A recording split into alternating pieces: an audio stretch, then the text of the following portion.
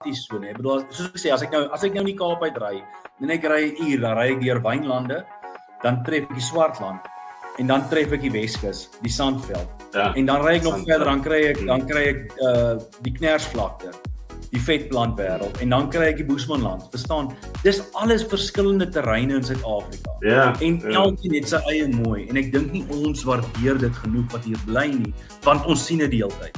Maar soos ek sê, Ja, as daai ja. ex-Wildpeniers weg is, dan sê jy, joh, sit dan lekker. En dan mis jy dit.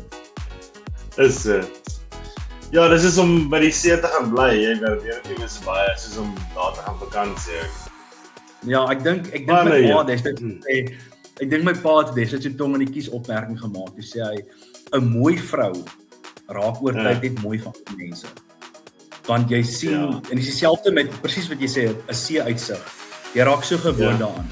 Jy tune dit uit. So